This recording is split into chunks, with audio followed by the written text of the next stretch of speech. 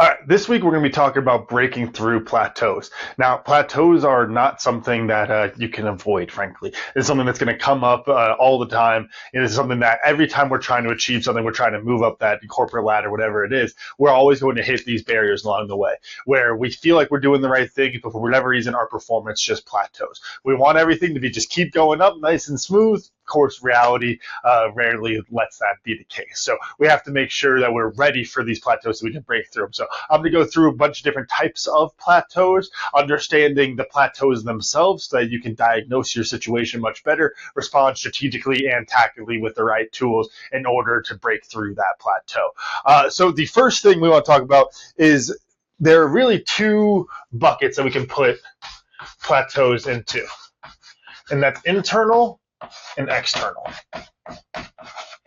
So picture yourself any plateau that you've had, whether it's being on a team, rugby team. We'll just use the rugby team. Why are we using any other sports out there? So you're on a rugby team and you want to keep getting better. You're doing really well, all of a sudden you hit that wall and you're like, gosh, I've been trying really hard, doing all the same things I did the last 2 years where I kept getting better. But for whatever reason, I'm just hitting the ceiling. I'm just stuck wherever I am. Same kind of things happen inside of business a lot of the time. You climb into the ranks, get promoted maybe once or twice, and you start thinking, gosh, I'm really doing the right thing. My metrics look great. My sales numbers are good, whatever it is. And then you kind of get stuck for whatever reason. And it feels like you're trying. It feels like you're doing the right things, but for whatever reason, you're just stuck in that plateau. You're not getting any of that vertical movement. Internal plateaus are plateaus that are inside of your control, things that are inside of your control. These are things like mindset, effort, skill-based issues there. Anything that comes into just you and what is inside of your control. And that's the most important question when you go through these plateaus and you start identifying what's really going on inside of your plateau. Is it something that's internal or external? Because that's going to really help you figure out the best way to go about this and breaking through that plateau. Of course, the internal is better. It's things that are inside our control, things that we can really focus on and things that we can actually make changes for. External things take a little bit more strategy, some thinking outside the box as far as breaking through those plateaus. The external, like I said, is things that are outside of your control. These are systems.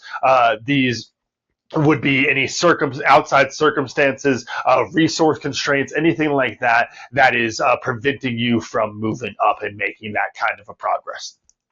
Most plateaus, truthfully, are a mix of internal and external factors, and we'll go through some other types of plateaus here in a little bit, talk about them in some more detail, but that's the kind of tricky thing, is that it's never just one. Generally speaking, when solving any problem, but especially when diagnosing a plateau, if you start thinking, you're like, oh my gosh, it is just this one thing, it's probably a good thing to work on, but you're probably missing some other factors that you need to be putting effort into, because frankly, life is complicated, problems are multifactorial, and there is a very, very low chance that you found the one limiting factor. There's usually going to be quite a few.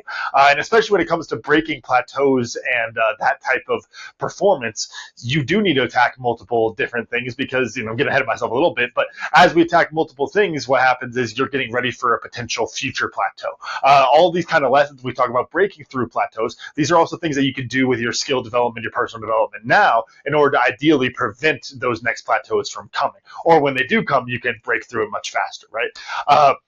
So there's three types of plateaus underneath those two buckets. So let me get a different color here. Let's go with purple, y'all. So first is self-imposed. Okay, so self-imposed plateaus. These are, and I'll go through some more examples in a little bit, but these are things that frankly, it's all just up here, right? That's the mental part of the game. Self-imposed plateaus are things where you have a lack of belief. You don't think you can do it. You don't think you're good enough, right? Things that we may perceive barriers around us, but in reality, there aren't any barriers. People want you to see, they're trying to help you, but it's all up here, and you have to win that mental game first. The next piece there is systemic.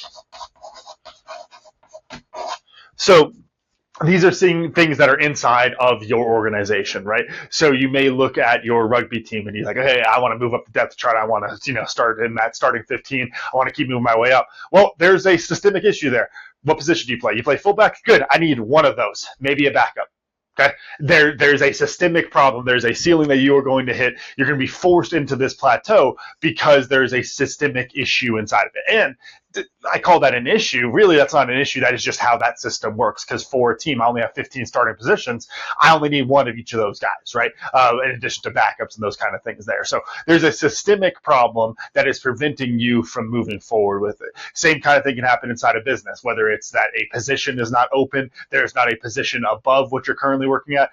There's all sorts of chaos. You absorbed other people's positions, you're doing all this extra work, but the role that you are seemingly climbing towards doesn't actually exist. Those are systemic problems. It's also a systemic problem if there's no path for identifying talent and developing that talent, right? If you are on a plateau and there's no one going, gosh, I should probably go help that guy, then that is also a systemic problem, right? There's all sorts of different ways that these can come about. The third type of problem is, or a plateau, is a skill plateau.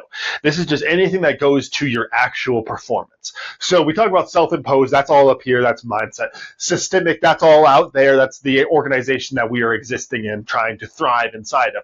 Skill is just your ability to perform. At the end of the day, can you do the things that you need to do to move up that depth chart? At the end of the day, can you do the things you need to do to get that promotion? If you can't, then you're going to be stuck on that plateau for a while, right? So we have to make sure that we recognize that self-imposed plateaus, systemic plateaus, and skill plateaus are all different, and they require different tools in order to move through them. And like I said earlier, they also feed into each other quite a bit. You know, your plateau, as you break it down and start diagnosing it more and more, because diagnosis is what leads to coming up with better solutions, more deliberate solutions. As you go through it, you may recognize, okay, here's the skill aspect. Okay, there is a systemic problem, but I don't know if that's the main blocker. And then here's the self-imposed problem. And you can kind of break through how all of those different buckets coordinate to what's going on inside of your business. I know coordinate is not the right word there, but we're going to move on anyway.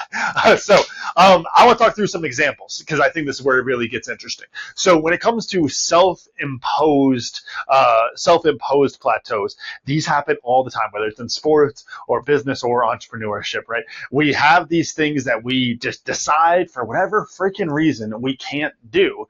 And because of that, we don't do them, right? We stop moving forward because we don't think we can keep going forward. Now, there's a lot of different reasons that we go about it. I mentioned like not thinking that we can. That goes into this like fixed mindset, right? That we have an idea that I am who I am now. I cannot grow. Growth doesn't change things. We have this fixed stationary mindset, which leads to us saying, hey, if I can't get that job now, or more realistically, most people with fixed mindsets, they're thinking of themselves years ago.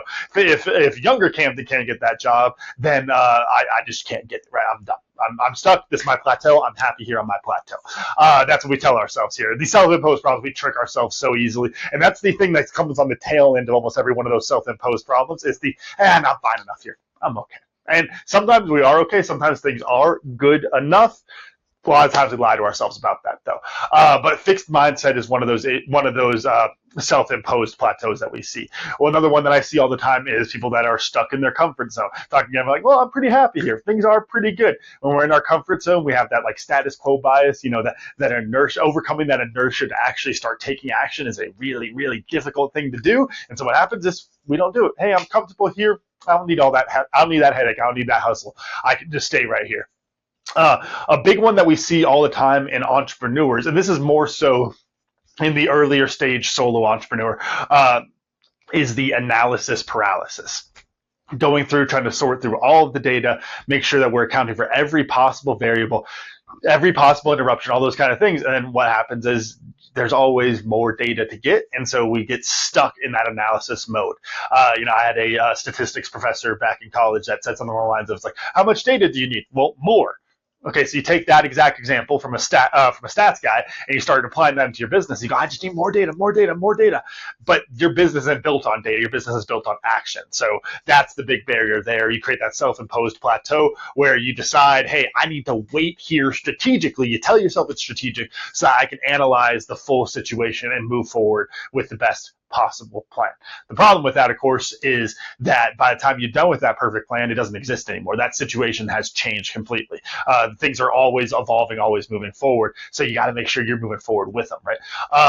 Other problem that people run into a lot with this self-imposed side is this fear of success. And I would throw fear of failure in there also, right? We are scared of a lot of things. Fear is a very powerful motivator and can motivate you to do a lot of things. It can motivate you to not do a lot of things. Fear of success is an interesting one because most people don't think of it. It's like, dude, of course I want success. Even on coaching calls, like, Camden, I just told you, Coach Cam, I just told you what I want. Clearly, I want that success, but there's a fear behind it. Usually, it's something along the lines of we're not sure that we're able to live up to that next chapter of success. We're not sure that we can maintain ourselves during that change. Hey, if I get this big contract, can I actually do the things I said I was going to do? Or am I just full of it, right? Which goes into imposter syndrome, which is another one of ours.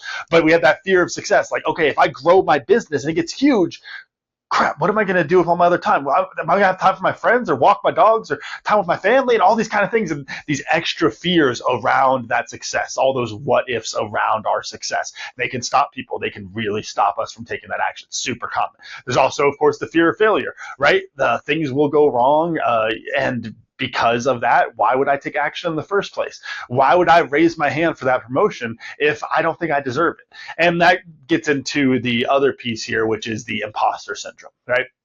People thinking that they don't deserve it, thinking that they're not good enough. And that is where most people get stuck in terms of self-imposed plateaus, is that imposter syndrome. Like I said, you can even throw fear of success, fear of failure into imposter syndrome a little bit on that. Even fixed mindset and comfort zone and different things like that. But anyway, the imposter syndrome is this really bad thing that winds up eating away at your confidence. And so if you're not feeling confident enough to take those steps forward, of course you're going to get stuck on that plateau. So those are all the different types of self-imposed plateaus there.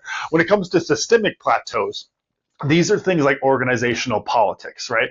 Hey, and this could be, I use the word politics there very intentionally. This could just be, hey, Jenny over in the other department doesn't like our department for whatever reason, so she's never going to suggest that one of us gets promoted, and therefore I'm stuck.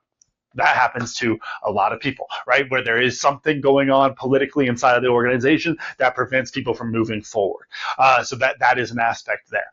The other way that can play out is just that it's on a smaller scale. It's not necessarily this big aspect of organizational politics, but also could just be your boss and that they don't want to promote people and they don't think that you deserve the opportunity and they have something personally against you, right? These, again, the politics just playing into things, personalities and that kind of stuff. The other reason goes more into incentives. So this is when it comes to systemic problems and systemic things that cause systemic plateaus, different types of systemic plateaus, a lot of the people, when we start saying that word systemic, they can think that these are like these really bad, like egregious problems. Like I talk about like organizational politics being a systemic problem. We're picturing people, when I say that are just cruel, evil jerks, right? That they're just doing terrible things and they're doing it on purpose. That's usually not the case. What is the case most of the time, for anyone who knows anything about behavioral economics, is that the incentive structure that those people are operating inside of is not beneficial to the things that we are trying to do, right? I do not have an incentive to teach you. I do not have an incentive to help you grow and to break out of your plateau, because if I help you, then you're just going to take my job. Well, then why the hell would I go help you, right? I don't have an incentive for that. That doesn't mean I'm necessarily a bad person, that boss is necessarily a bad person. I think some great leaders would rise above that and still teach you. But that's an example of the incentive structure just not laying out right. Sometimes there's an incentive structure when it comes to hiring, that there could be reasons why we need to hire people externally rather than developing the next generation internally, right? There could be built-in systems systems of incentives that discourage that kind of behavior. So understanding what exactly those incentives are doing helps you to understand why that plateau is persisting. And one incentive for the plateauing is that like status quo bias I talked about, in that like self-imposed plateaus earlier. And again, this is why they all kind of go in together. But there could be an incentive to just stay where you are. Like, why do I need to move forward? I got to take on more work. I got to do more. I got more stress, more work, less time off, all these kind of things. And I get a 2% above my pay. That's not enough. I have no incentive to move forward. I'm staying right here. I'm happy on my plateau, right? So that's how the incentives can play into things. There's also access barriers. There can be actual barriers that are preventing people from moving up throughout the organization. There's all sorts of different reasons why those persist. Each organization is different, but there could be a point where it's like, hey, you just do not have access to these kind of things. Or there is a skill issue that you need to remedy, and you do not have access to the materials, to the guidance, to the mentorship that you need to move forward on it, right? So that's, again, how that skill and systemic can kind of tie into each other a bit there. The other piece is economics, right? Sometimes you really are a great great person and you're great at your job and you should be moving forward, and you don't because we don't have the money. Sorry. And that's one of those, they could be a cop out for a lot of businesses. Oh, sorry, we don't have the money. And they can just write it off like that. Also, it's a very real thing. If I don't have the money to pay you, what the hell am I supposed to do? What do you expect me to do? I can't promote you if I don't have the money to promote you with, right? If you want the new job and don't want to bump in pay, well, yeah, we could do it. Or, that 2% bump in pay, we could do that kind of thing. But there is an economic constraint at a certain point. This is something I went through with a couple of my early ventures, building out some leadership development pipelines. One of my farms we were working on, we were trying to build out a pipeline for farm managers from the U of A here. And one of the really interesting things that you could draw out that pipeline, it could look really cool. People loved it. All the investors and board members are like, oh my gosh, Cam, that's a great idea, all that kind of stuff. I never got to the point in the project where I ran into this, but this is what would have happened, which would have gone, I hired my first farm manager out of the university, and they go up and they're working. It's great. And then a year later, that next intern is graduating, and they go, so Camden, boss man, you got that job?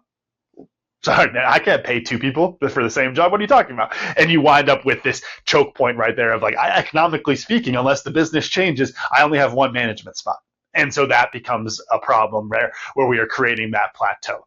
The other systemic issue I talked about is this, or systemic plateau rather, is where organizationally there are only so many seats on the bus, or there's only so many of certain types of seats. This is like that sports example where you have to look at the depth chart and go, hey, I played this one position. There's 5 of us. Those 2 guys are way better than me. I'm never catching them. Where do I land inside that depth chart? And having an honest idea about where you are there, which is always a difficult thing to do, to be honest with yourself about, because we tend to think we're better than we are. A lot of the time, you need that coach to give you some real advice on it, which is also getting into some of our solutions for later. But we can have that barrier where it's like, hey, I want to keep going, but that job doesn't exist. Like, you could be great. You could be ready. You could be the next CEO. CEO's still here. Sorry. You're stuck on your plateau, right? So we have to understand how all of those systemic barriers come up, and understanding on a deeper level the organization itself and how those barriers really exist. It helps you to come up with better solutions to move forward with that. And that also goes into, check out my previous video from about a month ago talking about changing culture, talk a lot about understanding your organization, what those barriers are, and trying to move forward on it. So lastly, getting into the skill, right? This last one down here are skill plateaus. These are things like a knowledge gap. You just don't know what you need to do. We don't know, right? We can't blame people for not knowing things. You just don't know what you need to do. There's a gap between where you are now and the knowledge that you need in order to perform at a high level and to get that next job. There's your knowledge gap. That knowledge gap can also, surprise, that knowledge gap can also exist systemically because there is people gatekeeping information, that kind of stuff. There's also technical deficiencies, right? There could be a point where it's like, dude, you literally can't do this. Like, this is a tech-based job. There is a skill that is required for this, and you cannot do that. If you don't know how to send emails, I'm not going to hire you as my assistant, right? There's all sorts of, it's kind of a joke version of it there. If you're plateaued at trying to get that assistant job, well, then give me a call. We want to talk some other stuff. But there is a deficiency. You cannot perform this certain technical aspect of your job. Therefore, you can't have that job. The other types of problems we run into, there's complexity ceilings. This is one of those where as things just get more complicated, there's certain points where it's like some people can't handle that level of complexity. Too many moving parts. Things can get really, really confusing. Some people thrive in that chaos, thrive on the moving parts. Some people, it hurts their head and they want to go home and take a nap. That's all right. You've hit your complexity ceiling on that. Okay. There is an aspect of that as well.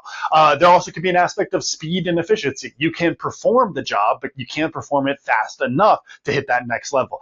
This is something I see a lot, honestly, with rugby, where there's guys who are like, yeah, no, I understand that you can do the thing, but you cannot do it at the speed that I need. You cannot do it efficiently enough that I need. The other piece of that when it comes to performance, I see this a lot in rugby, is inconsistent performance. Right? Consistency challenges, problems around consistency. And so what happens is you have somebody who, like, I've seen this guy pass the ball great 100 times, but I've also seen him mess up another 100. And I don't know if I can trust him on Saturday for the big game if he's going to make that play properly, because he is very inconsistent. He might have a high ceiling, but he's got a low floor also, and he's going to be all over the place with that, very hot and cold. And so by recognizing that, So I'm laughing. I caught myself. I was about to start diagnosing what that player needs to do, getting a little bit ahead of myself, talking more solution kind of things there. That's what happens with rugby examples. Sometimes I start just coaching. But the other piece is the integration challenges, and this is another one. Again, I've seen it in rugby, but you see it in business a lot too, which is you develop a set of skills, and then you rise up and you develop these other skills over here. And you keep developing your different skill sets, and there becomes a certain point where you have to start integrating those skills on top of each other, and that can be a challenge in and of itself. Not developing the skill on its own, but can I develop that skill and then layer it with all these other skills? It's can take a rugby example. Can you jump in the line out, keep your toes together, point your toes down, squeeze your butt, keep the core tight, arms up, all this, catch with two hands, throw here while knowing the play. While doing all of these other things, that's really freaking hard to do. That is the challenge. That's where a lot of people get stuck on that plateau because they have all these skills, but they can't integrate them together there. So that becomes a big problem. And like I said, same kind of thing inside of business. You go through and you learn all these different technical aspects, and they say, okay, now do it all together. What the hell are you talking about? I don't know how to do that. It becomes a very difficult thing to do, right? Now, getting into the cost side of things. What is the cost of staying on the plateau? Like I said, we trick ourselves into this all the time. We tell ourselves we're happy on our plateau, we're comfortable here, that comfort zone, the status quo bias, all those kind of things. We tell ourselves we're okay there. Truth is, you might feel you're okay, but you're missing out on some things. One of those is the opportunity cost.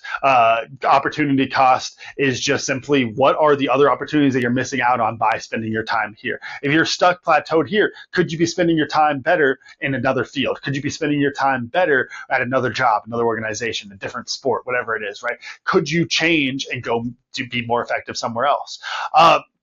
Also with that is the longer you're stuck on that plateau, the greater these costs get and the more opportunity cost you're missing out of. If you think about it in terms of like, hey, you have these skills you need to develop in order to break through that plateau, the longer you wait to develop those skills, the more you're missing out on the other side, right? The more time you're wasting in this plateau. There's also this like huge psychological toll of just like frustration being stuck in a plateau. It's a tough place to be. It can really drive people crazy. I've seen that inside of Steel Min. We've talked with folks about this. He's like, dude, I'm trying everything, guys. I'm busting my butt, getting all this kind of stuff done, but I just can't break through. I just can't move forward for whatever reason. And that becomes a very, very frustrating thing. So if you're stuck on that plateau and you're not breaking through, and especially if you're not trying all those things, that frustration just builds and builds and builds. And one of the things that builds alongside that is the erosion of your identity. Can erosion build? I don't know. The thing that builds up over time is this erosion of your identity. This idea that you know who you are, you think you're successful. The longer you spend on that plateau, the less you'll believe it. The longer you sit and are comfortable there, the less you'll believe that you're a go-getter, that you're a high performer, those kind of things. You'll start to believe that, like, hey, I am just here. You start to really believe that status quo. There's also all sorts of compounding problems that can happen. By getting stuck there longer, you can have more problems. It's like I kind of mentioned earlier, the game keeps moving. The life always going to keep moving. When you have, talking about that, like analysis paralysis. When you're stuck and you freeze, no one else freezes. They keep moving, right? And so by freezing and being stuck on your plateau, what can happen a lot of time is those problems you're dealing with can start compounding, right? That skill gap that you're having issues with. Well, guess what? There's more people that are developing it, so they're racing you to that position, and they're getting better at those things. But also, that skill ain't changing. Right? They talk about technology stuff, like it ain't getting any easier. Like, oh, you don't understand AI now. You wanna take a year off at this plateau and then try to get that job? No, it's going to be even harder to deal with, right? So you have to recognize that those problems compound and build into each other and get worse and worse and worse. And the biggest problem, because it's insidious, it's something that you don't necessarily feel that often. It's kind of a deathbed type of thing, frankly, is regret. Just being regretful that you were stuck at this flow. Regretful that you accepted that mediocrity, that you accepted that position there. Instead of saying, hey, you know what? I want to change it. I want to go through and fight my way out of this plateau, to break through this plateau. And if you just sit there and accept it, I bet that you're going to regret it. It's a sad thing in life. We regret when we don't take action, right? At the very least, try to break through the plateau. If you can't do it, then we can find something else that you can do. But you have to make sure that you are trying, so you're not living with those regrets. Now, talking about trying, I do have 4 strategic responses that I want to talk about. So these are things. We'll get into some nuts and bolts in a second here, but these are the more big picture strategic responses. So, number 1, people hate this word, quit. It's always an option. You can quit. No matter what it is you're doing, I bet you can figure out a way to quit it. And you might say, oh, but there's all these things. Yeah, there's going to be a lot of noise. Yeah, it's going to cause problems. You can quit, though. Don't forget about that. And the reason I open with that is because a lot of the time people get stuck in these situations and they want to complain and they want to say, oh gosh, it's so bad. And these people, they won't want me to get better and all that kind of, then leave. It's okay. Go find something else. If you're not happy where you are, go find somewhere where you can be happy. If you aren't using your skills that you worked hard on developing, or you did develop those skills and there's a systemic problem preventing you from getting to that next level, then find somewhere that will value you and will value those skills, right? There is plenty of reasons to quit. I talk about sunk cost fallacy usually when it comes to this, right? People think about sunk costs all the time, and we say, it's like, oh, well, I've spent so much time. Camden, been in this job for 5 years. I know I've been waiting on the promotion for 2 of those 5 years, but it's got to be coming. I know it's coming. I've spent so much time with this organization, so much blood, sweat, and tears building this team. What do you mean I just quit? That's all the waste now. Here's the reality. What determines whether or not your effort is a waste is what the outcome is in a lot of ways. So if that organization builds and builds and builds and you're successful, then great. You can say, hey, I did it. That was successful.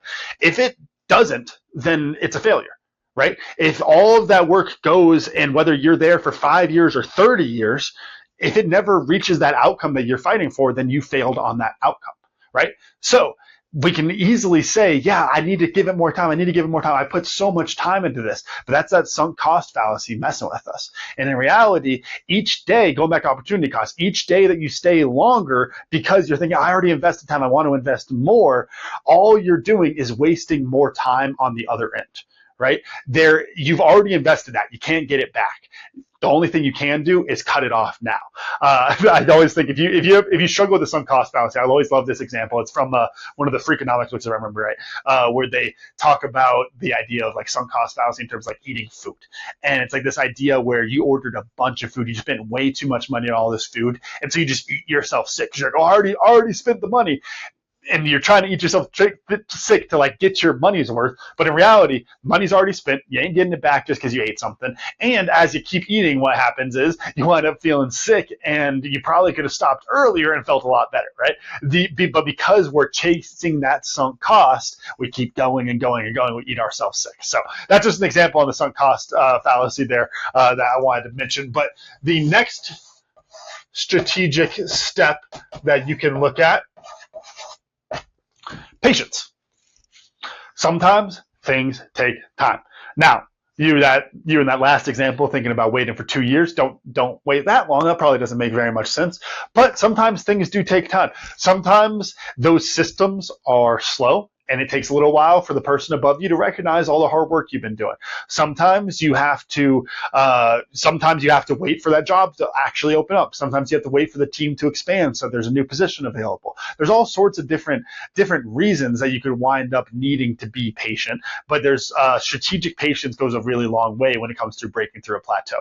And on that, one of the pieces in this kind of hints to one of the other solutions I'll get to in a second here, but one of the pieces of patience with that is sometimes the plateau itself, it kind of has to happen, right? Anyone who does a lot of weightlifting knows this. Like, just because I lifted 100 pounds doesn't mean that I can go to 105, 110 the next day, right? There is a plateau that happens at that 100 where I need to lift 100 pounds 15 times before I can go lift 110 10 times, right?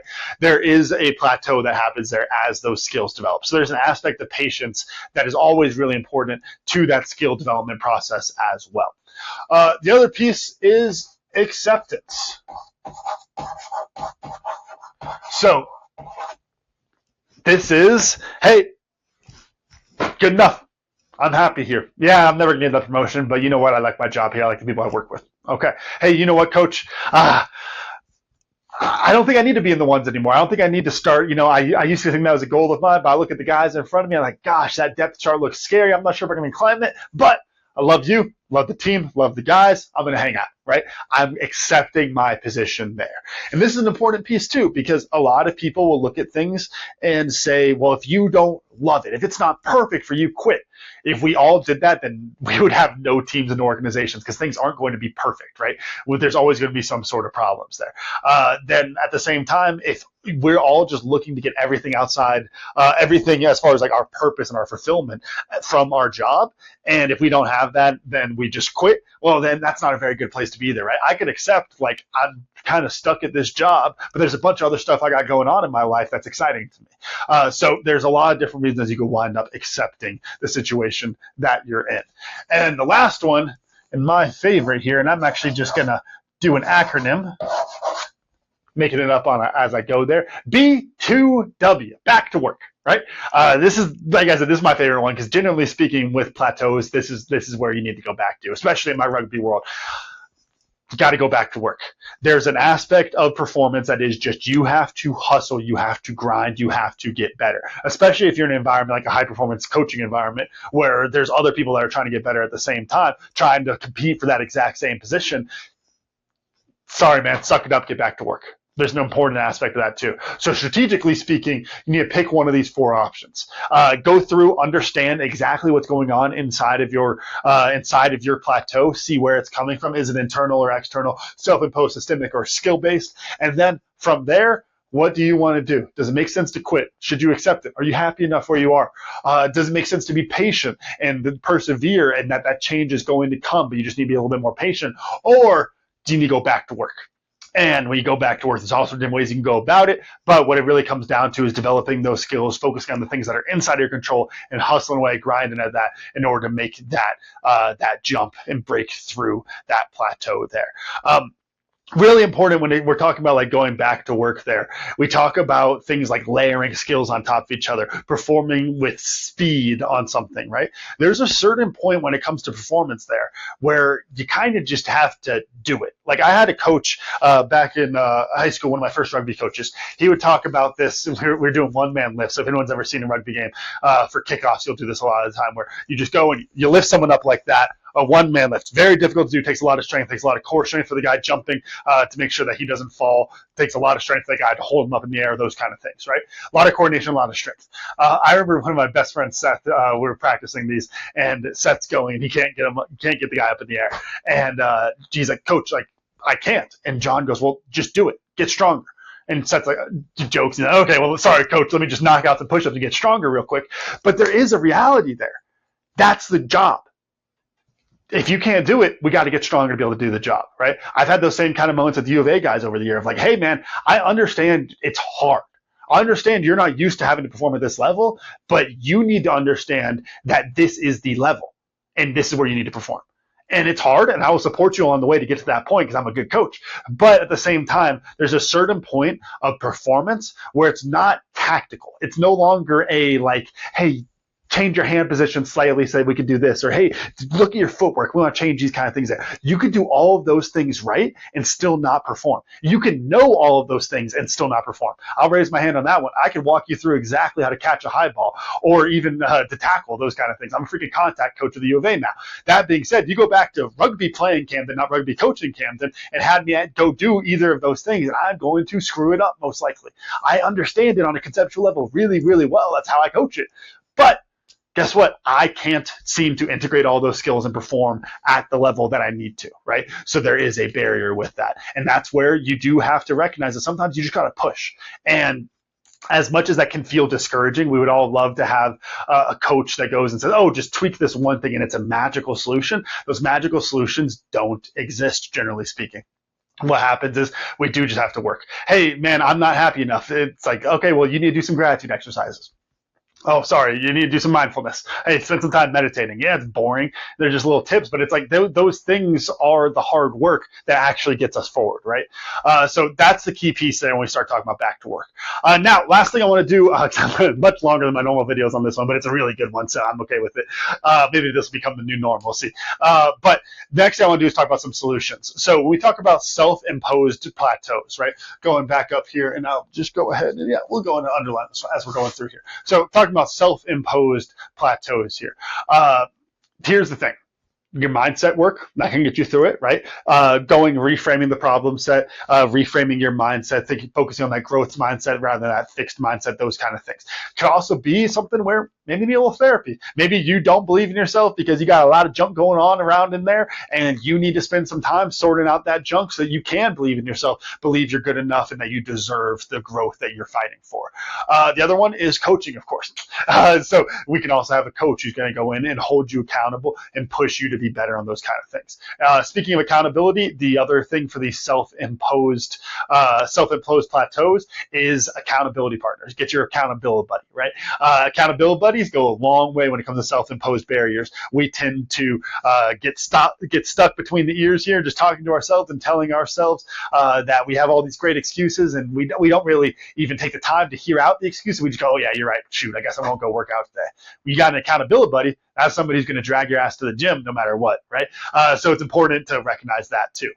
There's also exposure therapy. If it's something that is like a fear of yours, you can kind of creep your way into it by exposing yourself slowly to that stimulus, that you can start to control your response more and more there. The other thing is reframing the problem. This is the last one I talk about for like self-imposed plateaus, which is a lot of the times we have this plateau where we're looking at it and we just can't figure things out, and we have to reframe the problem. We can't see the forest for all the trees. We're stuck in the micro instead of being in the macro, and sometimes that's what it takes is reframing that problem set. Now, when it comes to systemic plateaus, frankly, you can go look at a new system or new organization, right?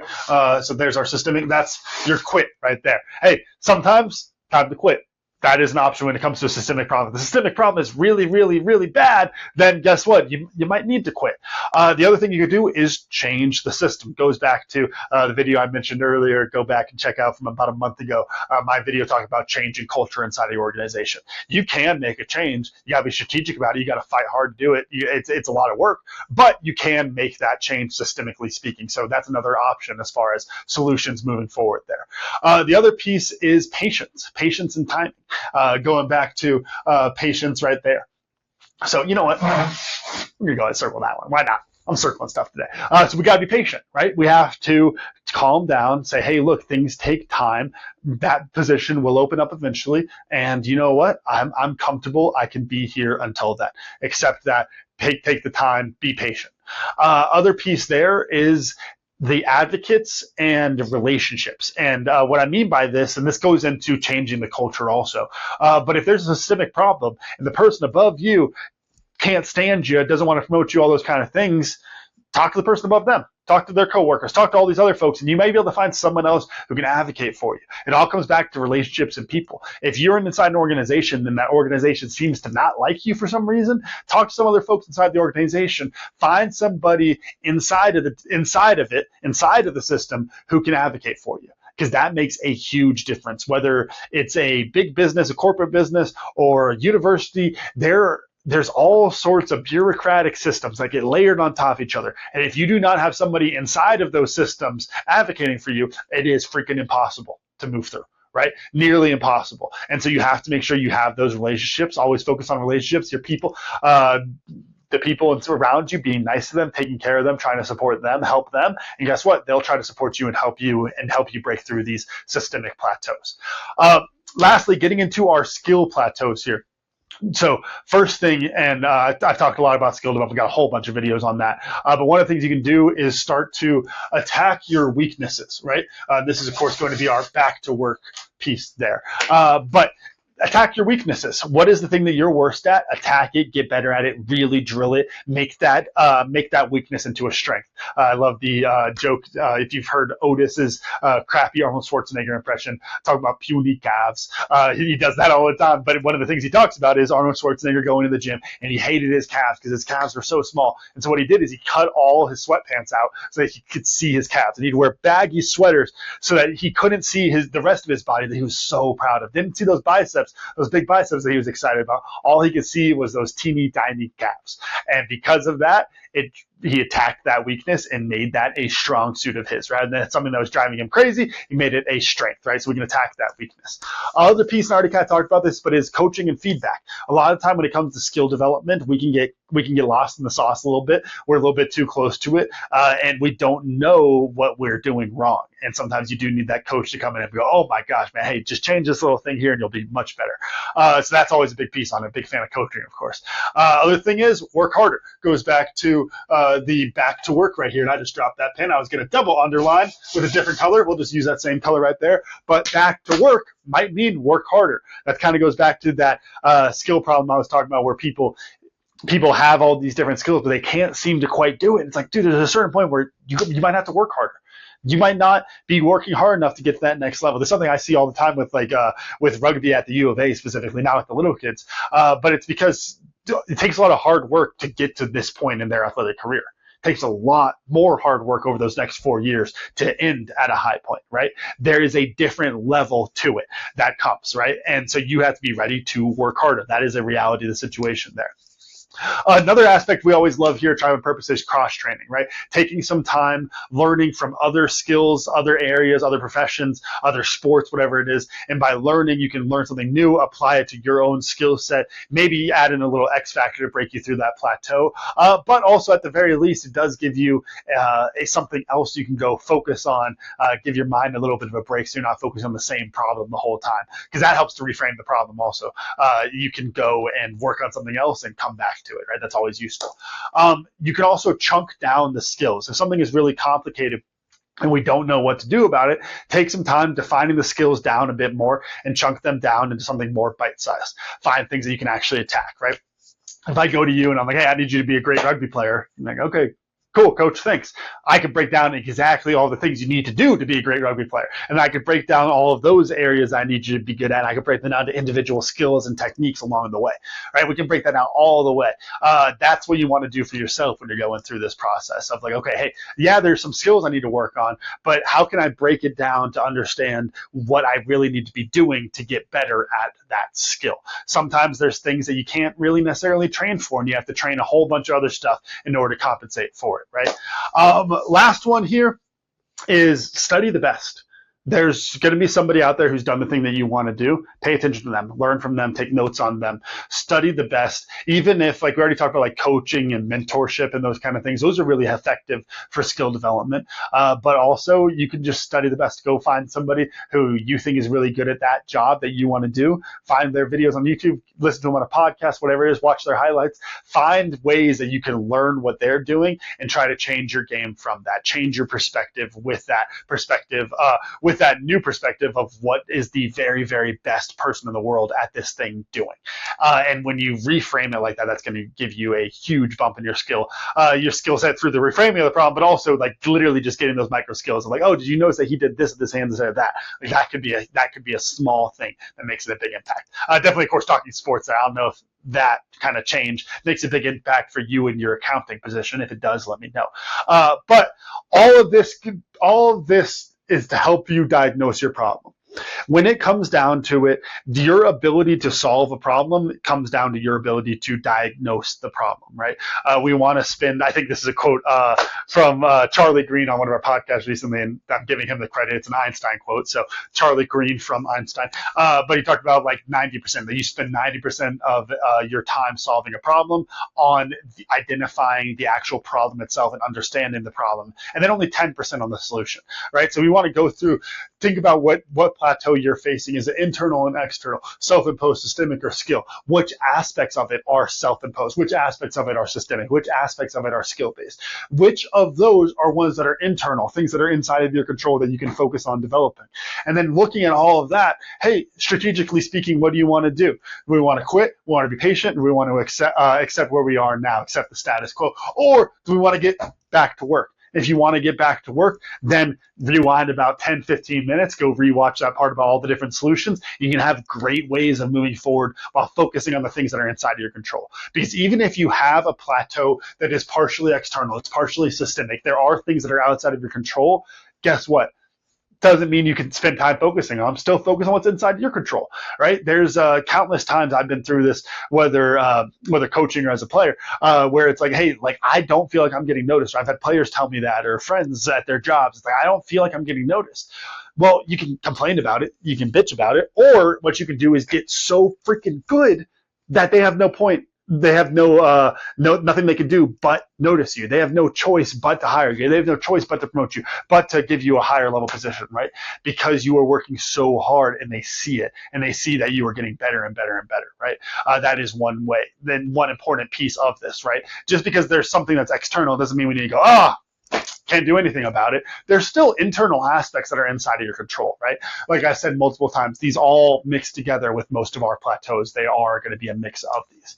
But so take your time going through the diagnosis process. Make sure you understand exactly what's going on with your plateaus so that you can find the right way to move forward and find the right solutions for it and persevere through that, because there is a lot of perseverance that goes into this.